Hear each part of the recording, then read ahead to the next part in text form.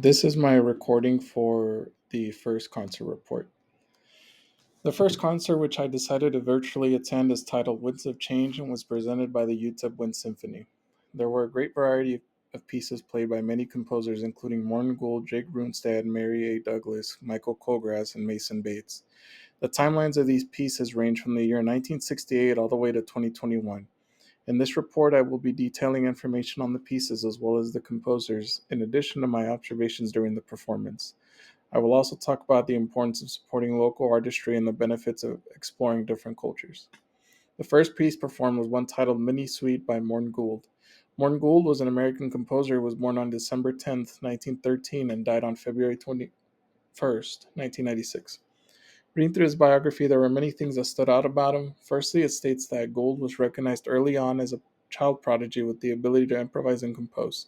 At the age of 6, he had his first composition published. It seems that the majority of all great composers are known to have been child prodigies, and Gould is not an exception to that.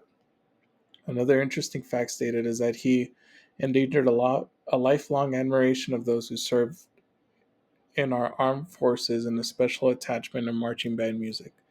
This makes a lot of sense, seeing as though he grew up during the time of the First and Second World Wars and many more to come after that.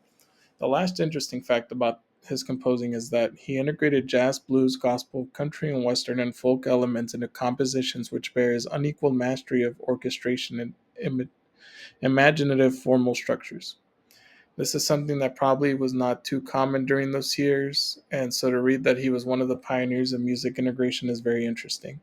The piece Mini Suite by Gould was composed in 1968, and he described it as adaptations from a series of piano pieces I wrote for my daughters.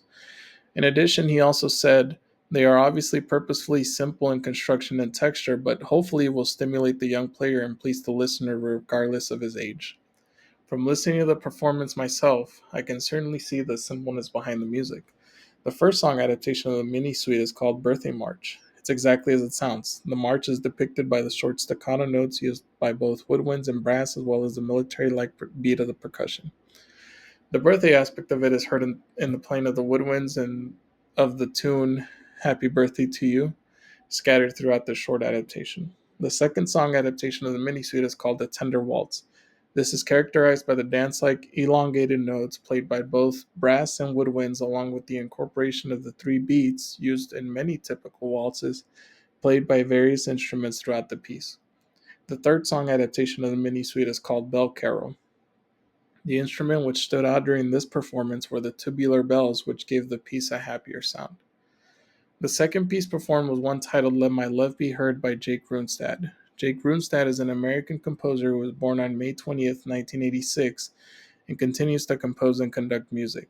When reading through his biography, there are many awards and praises of his work, but the one thing that truly caught my eye while reading about him is that recent projects explore themes such as suicide awareness and prevention, immigration, gender equality, disabilities, loss, and the climate crisis.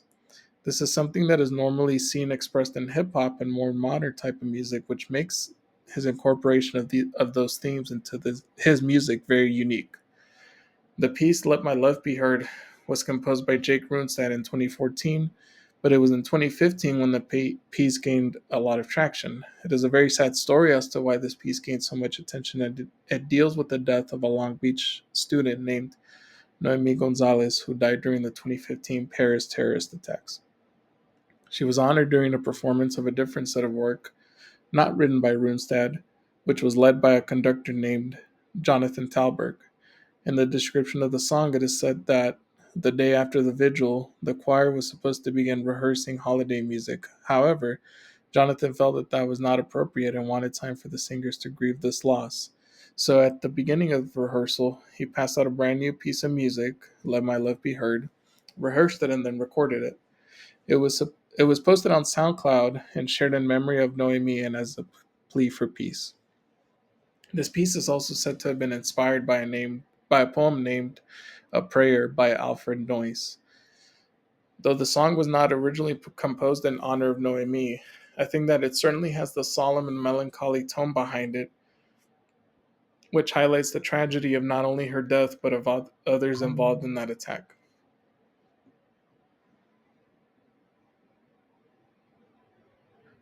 The song begins with that deep and melancholy sounds from brass and woodwinds, which certainly gives that melancholy feel.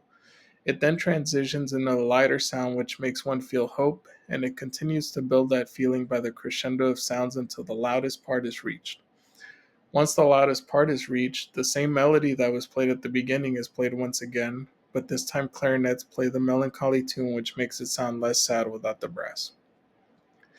The ending is not dramatic at all, the music just fades away very softly. Finally, the tempo is slow, which I think adds to that almost ceremonious feel of the song. The third piece performed was titled Big City Lights by Marie A. Douglas. Marie A. Douglas is an American composer who was born in 1987 and continues to compose and conduct music. When reading through her biography, it is very apparent that her music is inspired from where she grew up in Atlanta. Her bio states, lately she has explored the fusion of hip hop and its subgenre trap music, a genre that has its roots in Atlanta with Western art music idioms. This is yet another composer who seems to be creating very odd fusions of music, which aren't normally seen in symphony type settings. The piece Big City Lights was composed by Douglas in 2021 and it is inspired by the trap music genre, which was talked about in her biography. While listening to the song, I could hear that the beat was not that of common symphony pieces. It definitely had that modern type of feel to it, which was highlighted by drums and marimba.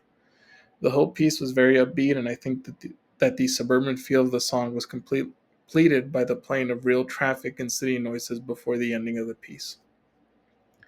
The fourth piece performed was one titled Winds of Nagwal by Michael Colgrass. Michael Colgrass is an American composer who was born in 1932 and died in 2019.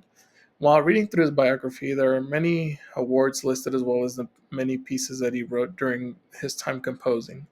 The piece Winds of Nagwa was composed by Colgrass in 1985, and it is based on the writings of Carlos Castaneda about his 14-year apprenticeship with Don Juan Matiz, a Yaqui Indian sorcerer from northwestern Mexico.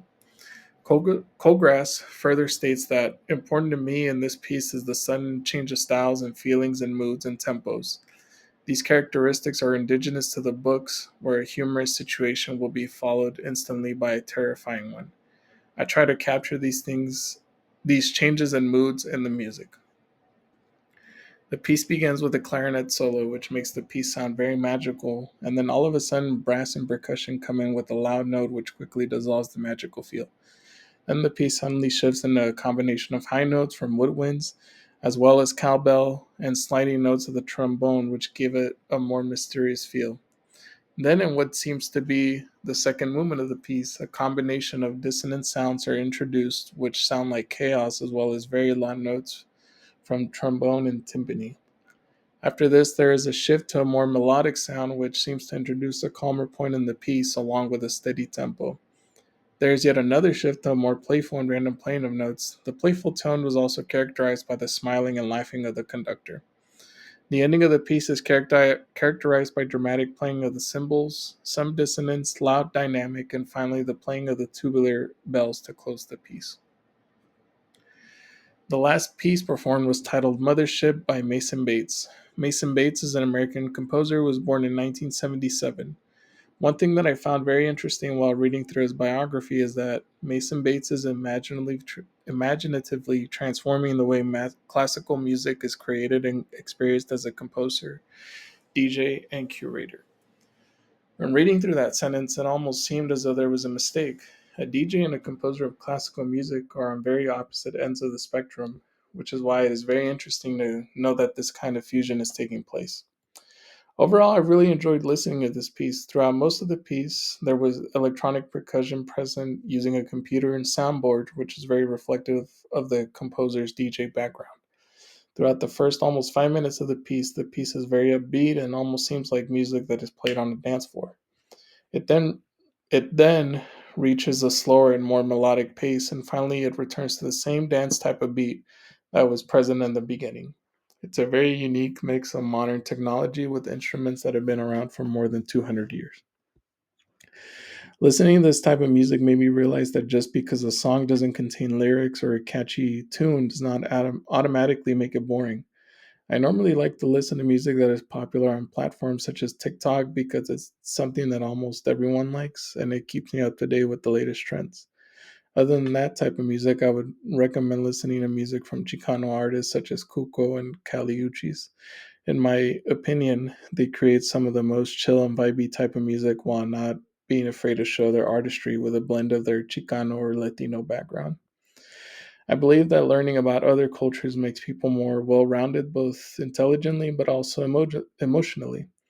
I think that the era I think that we are living in an era in which people care more about their own issues rather than trying to help those who are either less fortunate or just are unable to speak up for themselves. Supporting local artists is very important because at the end of the day, they have to start somewhere to actually make it anywhere in life. This performance was given by college students, which I'm sure are aspiring to become famous artists, become part of a well known orchestra, conductors, or even composers themselves. In order to reach these places, they require constructive criticism about their work, which I hope is being given to them by conductors and professors. But they also need to perform for audiences in order to show off their talent and hopefully land some kind of big audition somewhere. The best way to communicate with other to support a local cause would be to put up engaging posts on social media and make it something that will appeal to the target audience. This may take some research because we live in a generation in which everyone likes something different and not everyone cares about the same issues.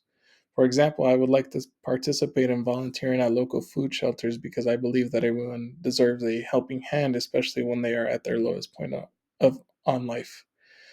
Some of the challenges that can be faced when working with people in the community is differences in moral values as well as people being there simply for the recognition. I think that at the end of the day, these are two issues which are very hard to deal with, and so the easiest thing to do in these situations would be to simply remember why it is that you're doing what you're doing and just continue to work and never give up. In conclusion, I really enjoyed having the opportunity to listen to live local performers virtually and to be able to indulge in a different type of musical style than what I am used to. Supporting the local artistry is important so that they also have a chance of becoming great, and it is equally as important for everyone to have some sort of civic engagement because that is the only way in which a difference can be made in people's lives. And then my works cited pages at the end. Thank you.